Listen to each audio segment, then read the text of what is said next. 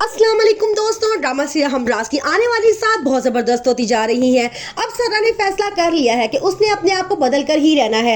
डर और खौफ की दुनिया से अब बाहर निकलना है और एक खुशगवार ज़िंदगी गुजारनी है। वो बहुत प्यारी तैयार होती है और सीधा अहमद के पास जाती है और उसे कहती है मैं कैसी लग रही हूँ। वो कहता है तुम बहुत खूबसूरत लग रही हो, मैं तुम्हें कॉन्फिडेंट देना चाहता हूँ, दुनिया के हर मैदान में कदम से कदम मिला के चलता हुआ देखना चाहता हूँ। सारा बड़ा खुश होती है। इसी बात पे सारे घर में जश्न मनाया जाता है। उसकी सास की बर्थडे होती है तो सारे बहुत प्यारे तैयार हुए होते हैं। बहुत अच्छा इवेंट सेलिब्रेट किया जा रहा होता है। उसी टाइम सारा को एक रॉन्ग नंबर से कॉल आती है। सारा जैसे ही फोन उठाती है तो कॉल करने वाला कहता है कि जो केक तुम्हारी सास काटने वाली है उसने मैंने जहर मिला दिया है।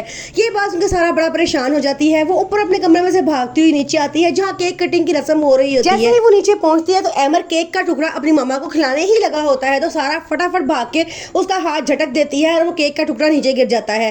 इस तरह पार्टी में बदमज़गी पैदा हो जाती है। सारे बड़ा परेशान होते हैं। सारा से पूछते हैं कि तुमने ये हरकत क्यों की है।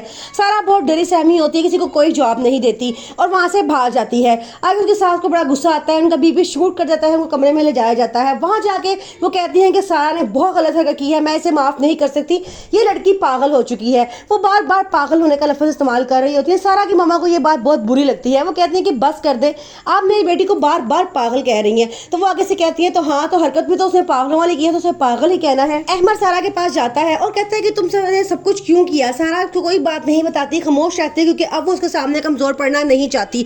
तो अहमद से कहता है कि इस घर की भलाई के लिए बेहतर है कि तुम कुछ दिनों के लिए अपनी मामा के घर चली जाओ। सारा बड़ा परेशान होती है। वो रोती हुई अपनी माँ के घर चली जाती है तो अहमद को उसकी मामा कमरे में बुलाती हैं और कहती हैं कि बेटा मैं तुम्हें बहुत ज़रूरी बात करनी है। उसकी वो कहता है कि क्या। उसकी मामा कहती है कि सारा को वापस लाने की कोई ज़रूरत नहीं है, तुम उसे तलाक भिजवा दो।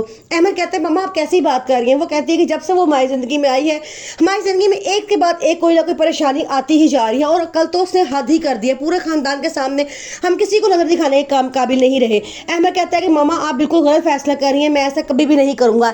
ये कह के वो गुस्से से वहां चला जाता है। सारा जो अब खुद भी चाहती है कि खौफ और डर की दुनिया से बाहर आ जाए, वो अपने हस्बैंड से कहती है कि मैं चाहती हूँ कि अब मैं अच्छी ज़िंदगी गुजारूँ, हम दोनों एक बहुत अच्छी ज़िंदगी गुजारें।